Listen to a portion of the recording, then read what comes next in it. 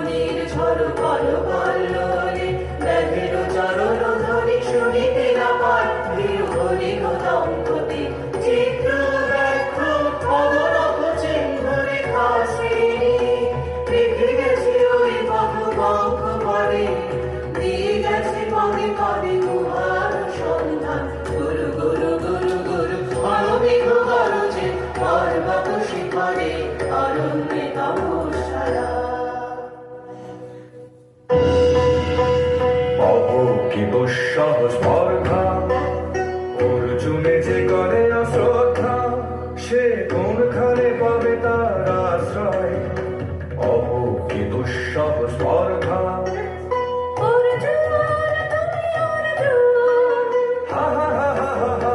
বালকের দল মার গলে যাও, চলে নাই ভয়। অহ কি অদ্ভুত কৌতুক।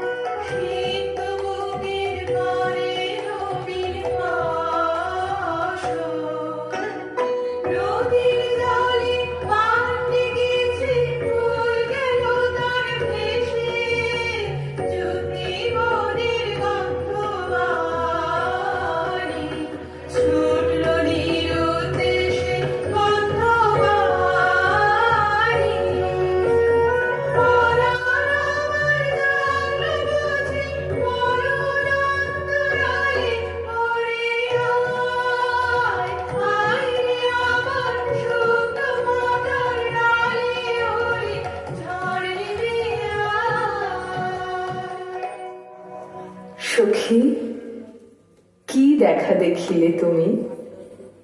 এক পলকের আঘাতেই খসিল কি আপন পুরানো পরিচয়? রবি করপাতে কোরকের আবরণ টুটি মাধবী কি প্রথম চিনিল আপনারে? মধু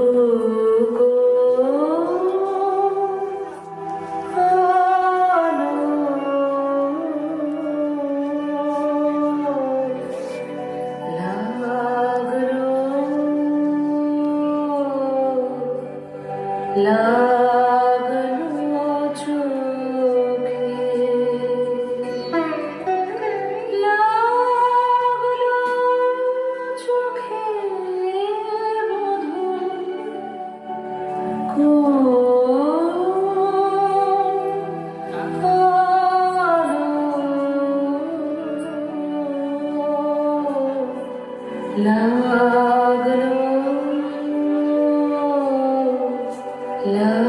লাগলো চোখে বধূ কোনালো, লাগলো চোখে বধূ কোনালো, লাগলো চোখে বুঝি দীপ্তি রূপে ছিলে সূর্যালোকে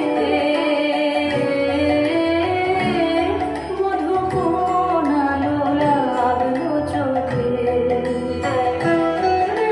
ছিল মন তোমারি প্রতীক্ষা করে যুগে যুগে দিন রাত্রি ধরে ছিল মন মেঘলা ভালো অন্ধকারে জন্ম জনম গেল বিরহ শোকে মধু কোনালো, লাগলো চোখে অস্ফুট মঞ্জরি কুঞ্জ বনে সঙ্গীত শূন্য বিষণ্ণ মনে কুঞ্জ বনে অস্ফুট মঞ্জরি কুঞ্জ বনে সঙ্গীত শূন্য বিষণ্ণ মনে সঙ্গীত চির দুঃখ রাতে পোহাতে নির্জনে শয়ন পাতে সুন্দর হে গরমান খালি তোমার হে তুমি আনহে অবগুণ্ঠন ছায়া ঘোচায় দিয়ে হেলো লজ্জিত স্মিত মুখ শুভ আলোকে মধু